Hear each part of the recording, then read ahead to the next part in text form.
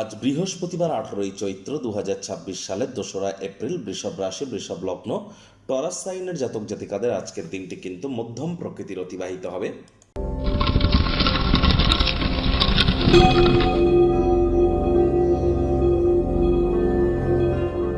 ভিডিওটির শুরুতে স্ক্রিনে আপনারা দেখতে পাচ্ছেন বৃহস্পতির বীজ মন্ত্র ওম গ্রাং গ্রিং গ্রং স গুরাবে নমঃ।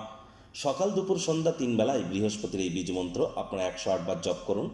এটি আপনাদেরকে বহুলাংশ উপকৃত করতে চলেছে, কারণ বৃহস্পতি কিন্তু বর্তমানে তিনি মার্গী হলেও অতিচারী কিন্তু আছেন, আর একটানা 7.5 বছরের জন্য তিনি অতিচারী।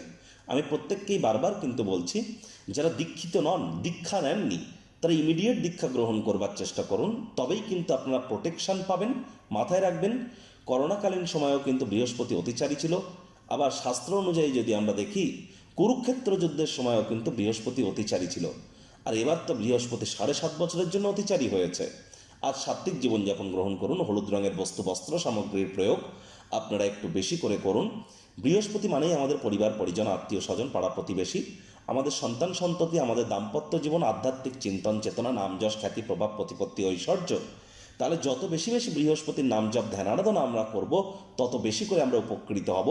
এবং আজ সকাল 8টার আগে শরীরের ওজনকে 10 দিয়ে গুণ করে যত গ্রাম হবে তত গ্রাম আপনারা, যদি সাপোজ আপনার ওজন 60 কেজি, তাহলে 600 গ্রাম ওজনের ছোলার ডাল সকাল 8টার আগে আপনারা কোনো মন্দিরে গিয়ে দান করে আসুন। দুপুরবেলা 1 বোতল নর্মাল ওয়াটার, জল, আপনারা কলা গাছের গোড়ায় গিয়ে ঢেলে দিন।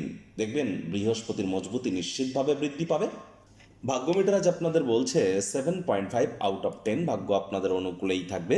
তবে কর্ম এবং পরিবার এই দুই ব্যাপারেই আপনাদেরকে একটু সাবধানতা অবলম্বন করেই কিন্তু চলতে হবে। কায়িক পরিশ্রমের কারণে শরীরে ক্লান্তি আপনারা অনুভব করতেই পারেন। ওজন বুঝে ভোজন গ্রহণ করুন, রাস্তাঘাটে সাবধানে গাড়ি ঘোড়া চালান, কোনো প্রকার নেতিবাচক অনুভূতির আশ্রয় ভুলেও যেন গ্রহণ করবেন না। হতাশা কিন্তু গ্রাস করতেই পারে। আত্মবিকাশের প্রকল্পগুলি একের থেকে বেশি উপায়ে আপনাদেরকে পুরস্কৃত করতে পারে। নিজের সম্পর্কে ভালো এবং প্রত্যয়ী অনুভব করবেন। অর্থগত ব্যাপারে আয় ইনকাম তো বাড়বে। নতুন উদ্যোগ পরিকল্পনার পাশাপাশি নতুন নির্মাণ কার্যের শুরুয়াতও আজ করা যেতেই পারে। চাকরিজীবীদের অফিসে কম কথা বলে কাজ বেশি করতে হবে, মনের থেকে মস্তিষ্ককে বেশি দাম দিতে হবে।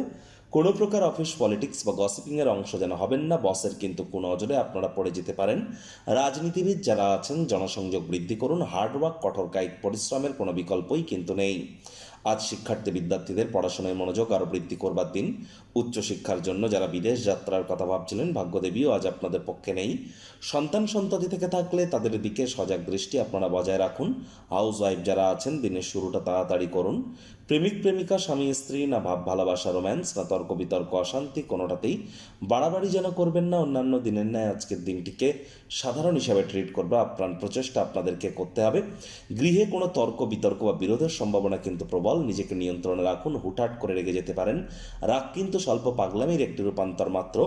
মাথায় রাখবেন, আজ সহজেই যেন কোনো বিষয়ে হার মানবেন না। যতক্ষণ আপনার অতিক্রম করার ইচ্ছা থাকবে ততক্ষণ অস্বাভাবিক কিন্তু কিছু না। প্রচেষ্টা জারি রাখুন। পুরনো দিনের কোনো করা বিনিয়োগ আজ আপনাদেরকে প্রস্তাবিত লাভজনক রিটার্ন কিন্তু দিতেই পারে।